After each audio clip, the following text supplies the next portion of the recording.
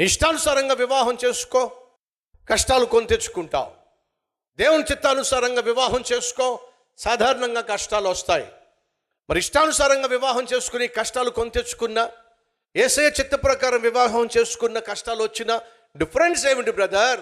వినో, నీ ఇష్టానుసారంగా వివాహం చేసుకున్నట్లయితే ఆ వివాహంలో వచ్చిన కష్టాలు నువ్వు ఒక్కడే ఎదుర్కోవాల్సి ఉంటుంది. దేవుని చిత్తానుసారంగా వివాహము నువ్వు చేసుకున్నట్లయితే నీకు కష్టాలు వచ్చినప్పుడు నా ప్రభు దిగొస్తాడు. నీ కష్టాలలో పాలు పంచుకోవడానికి, నీ కన్నీరును తుడవడానికి, అంతేకాకుండా ఆ ప్రతి కష్టానికి సమాధానము ఇవ్వడానికి ఆయన దిగొస్తాడు. ఇది వాస్తవం. అందుకే దేవుని చిత్తం చేయాలి. ఉదాహరణ, ఆదాముకు దేవుడు ఒక జీవిత భాగస్వామిని తీసుకొచ్చాడు. నరుడు ఒంటరిగా ఉండుట మంచిది కాదని దేవుడు ఏం చేశాడు? తనకంటూ ఒక సాటి అయిన సహాయిని ఉండాలి అని చెప్పి అవ్వను తీసుకొచ్చి భార్యగా తనకు అప్పగించాడు. ఈ పెళ్లి చేసింది ఎవరో చెప్పండి? దేవుడే చేశాడు. దేవుడు చేసిన వివాహం అది. దేవుడు చేసిన వివాహమే అయినా సమస్యలు రాలేదా? చెప్పండి, వచ్చినాయి. దేవుడు చేసిన వివాహం అయినప్పటికీ కూడా సమస్యలు వచ్చినాయి. వద్దు అన్న పండు వాళ్ళు తినేశారు. నగ్నంగా ఉన్నామని చెప్పి వాళ్ళు గ్రహించారు. ఆకులతో వారి శరీరాన్ని కప్పుకోవాలని ప్రయత్నం చేశారు. కానీ వారిని వివాహం ద్వారా దగ్గర చేసినటువంటి, ఒక్కటి చేసినటువంటి దేవుడు, వారు సిగ్గుతో వారి శరీరాన్ని ఆకులతో కప్పుకుంటున్నారని చెప్పి దేవుడు ఏం చేశాడు? ఆయనే వారికి చర్మపు వస్త్రములను కుట్టి మరీ వారికి అనుగ్రహించాడు. అర్థం ఏమిటి? ఆయన వివాహం చేశాడు కనుక ఆ వివాహంలో సమస్య వచ్చినప్పుడు ఆయనే వారి సిగ్గును కప్పడానికి, చెప్పండి, ఒక జంతువును బలిచ్చి ఆ జంతువు చర్మముతో వారి సిగ్గును కప్పుతున్నప్పుడు దేవుడు ఒక తీర్మానం తీసుకున్నాడు. మనిషి చేసిన పాపానికి విరుగుడు, లేక మనిషి పాపము చేసి అవమానాన్ని, సిగ్గును కప్పుకున్నప్పుడు ఆ సిగ్గును, అవమానాన్ని తొలగించటానికి దేవుడు ఆ రోజు తీర్మానం తీసుకున్నాడు. ఏమిటి? ఒక జీవి మరణిస్తే తప్ప, బలైతే తప్ప వీరు సిగ్గు కప్పడం సాధ్యము కాదు. నా కుమారుడైన యేసుక్రీస్తు వీరి కోసం మరణిస్తే తప్ప వీరు చేసినటువంటి పాపానికి విరుగుడు ఉండదు అని ఆ రోజే దేవుడు వీరు చేసిన పాపానికి ప్రాయశ్చిత్తముగా తన కుమారుణ్ణి మరణానికి అప్పగించి, ఫలితంగా పాపిష్టి మనిషిని రక్షణ వస్త్రముతో, పరిశుద్ధ వస్త్రముతో, నీతి వస్త్రమును ధరింప చేయాలి అనే తీర్మానం ఆ రోజే తీసుకున్నాడు. సంగమా, వింటున్నారా? ఏ దేవుడైతే మనిషిని సృష్టించి వివాహ బంధాన్ని ఏర్పాటు చేశాడు, ఆ వివాహ బంధంలో సమస్య వచ్చినప్పుడు ఆ దేవుడే ఆ సమస్యకు పరిష్కారాన్ని చూపించే ప్రయత్నం చేశాడు. తమ్ముళ్ళు, చెల్లెళ్ళు వివాహ వయసు వచ్చినప్పుడు సహజంగా చదువుకుంటున్న చోట, ఉద్యోగం చేసే చోట ఒక అమ్మాయి నిన్ను ఆకర్షించవచ్చు, ఒక అబ్బాయి నిన్ను ఆకర్షించవచ్చు. ఆ ఆకర్షణ కాస్త స్నేహంగా మారవచ్చు, ఆ స్నేహం కాస్త ప్రేమగా మారవచ్చు, ఆ ప్రేమ కాస్త పెళ్ళికి దారి తీయొచ్చు. కానీ వినో, నీ వివాహంలో ఎవరుండాలి? యేసు ఉండాలి. యేసు లేకుండా, క్రీస్తు లేకుండా నువ్వు వివాహం చేసుకునే ప్రయత్నం చేస్తే ఆ వివాహము చాలా కష్టాలు గుండా వెళుతుంది. మళ్ళా చెప్తున్నా, యేసయ్య ఉన్నప్పటికీ కూడా వివాహ బంధంలో, పెళ్లిలో కష్టాలు రావచ్చు. కానీ ఆ కష్టాలకు నా దేవుడే బాధ్యత వహిస్తాడు, పూచీకర్తగా ఉంటాడు. ఆ సమస్యలకు పరిష్కారాన్ని ఆయనే చూపిస్తాడు. ఈ విషయాన్ని దయచేసి మర్చిపోకండి. ముందుకెళ్దాం.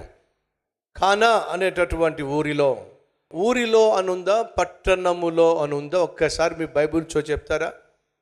ఏముంది? కానా అనేది ఒక చిన్న గ్రామం. ఆ చిన్న గ్రామంలో వివాహం జరుగుతుంది. ఆ చిన్న గ్రామంలో జరుగుతున్న వివాహంలో యేసయ్య ఉన్నాడు. అంటే అర్థం తెలుసా? నీ పెళ్ళి పెద్ద పట్టణంలో జరగకపోవచ్చు, నీ పెళ్ళి పెద్ద పెద్ద వాళ్ళ మధ్య జరగకపోవచ్చు, నీ పెళ్ళి ఒక చిన్న గ్రామంలో జరిగిన, నీ పెళ్ళి ఎంత చిన్నదైనా ఆ చిన్న గ్రామంలో జరిగే, కొద్ది మంది మధ్య జరిగే ఆ పెళ్ళిలో నా దేవుడు దిగొస్తాడు. నువ్వు పిలిస్తే. అర్థమవుతుందా? పెద్ద పెద్దోళ్ళు ఎవరు రాకపోవచ్చు నీ పెళ్ళికి, కానీ నువ్వు పిలిస్తే ప్రపంచాన్నే సృష్టించిన పరమ తండ్రి అయినటువంటి దేవుడు దిగొస్తాడు నీ పెళ్ళికి. అంత గొప్ప దేవుడు నేను ప్రకటిస్తున్న ప్రభు అయిన యేసుక్రీస్తు. మొదటిగా ఆ రోజు పెళ్లి జరుగుతున్న ఊరు చాలా చిన్నది. నతానియేలు అనేటటువంటి యేసయ్య 12 మంది శిష్యుల్లో ఒకడున్నాడు చూసారా, అతడు కానా ఊరికి సంబంధించిన వాడు. కానా అనేటటువంటి ఊరిలో ఒక చిన్న గ్రామంలో జరుగుతున్న పెళ్లిలో యేసయ్యకు పిలుపు వచ్చింది. ఆ చిన్న గ్రామానికి ఏం వెళ్తాం?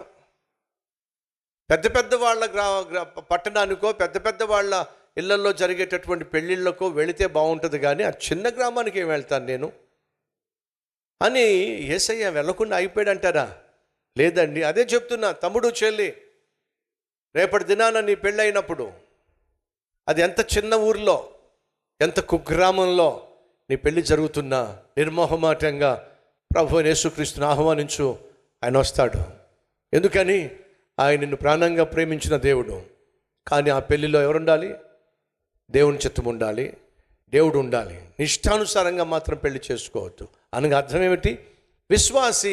విశ్వాసిని మాత్రమే పెళ్లి చేసుకోవాలి. ఈ విషయం దయచేసి వినండి. నువ్వు విశ్వాసివా? అయితే విశ్వాసిని మాత్రమే పెళ్లి చేసుకోవాలి. విశ్వాసిగా ఉన్న నువ్వు విశ్వాసి కానటువంటి వ్యక్తిని పెళ్లి చేసుకోవడం వాక్యానుసారం కాదు, అది దేవుని చిత్తానుసారము కానే కాదు. ఈ విషయంలో మీరు ఏ ఒక్కరు పొరపాటు చేయకండి.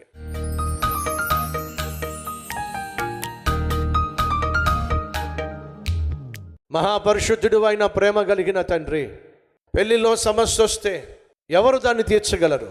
ఆనాడు పెళ్లిలో సమస్య వచ్చినప్పుడు, ఆ కుటుంబం అవమానపరచబడబోతున్నప్పుడు, నవ్వులు పాలు కాబోతున్నప్పుడు, గుట్టు చప్పుడు కాకుండా నీ దగ్గరకు వచ్చి ఆ సమస్యను చెప్పినప్పుడు ఎంత అద్భుతం చేశావు నాయన.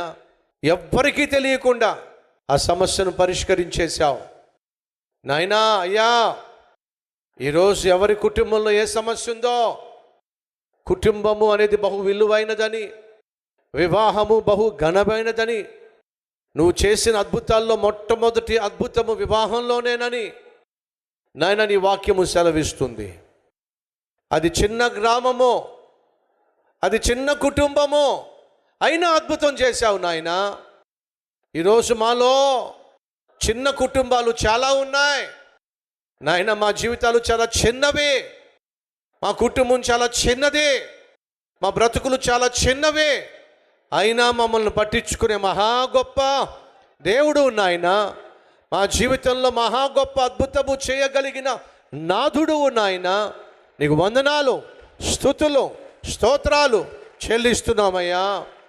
మార్పు లేని ఆ భర్తను మార్చయ్యా, మార్పు లేని ఆ భార్యను మార్చు నాయనా, మార్పు లేని బిడ్డలను మార్చయ్యా, బ్రతుకులు బాగు చేయి నాయనా. కుప్పకూలిపోవడానికి సిద్ధంగా ఉన్న కుటుంబాన్ని కట్టండి నాయనా. తెలుసో తెలియకో తప్పు చేశారయ్యా, మన్నించయ్యా, దయ చూపించయ్యా, ఆ కుటుంబాన్ని కట్టయ్యా. నీ జవాబు దయచేయమని యేసయ్య పేరట వేడుకుంటున్నాం తండ్రి, ఆమెన్.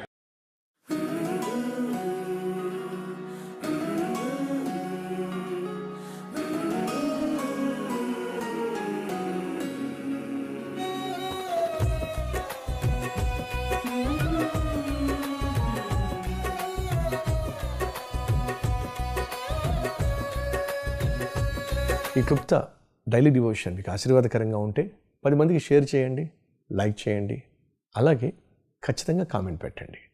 మళ్ళీ రేపు ఇదే సమయంలో మరొక అద్భుతమైన డైలీ డివోషన్తో మీ ముందుకు రాబోతున్నాను. అంతవరకు సెలవు.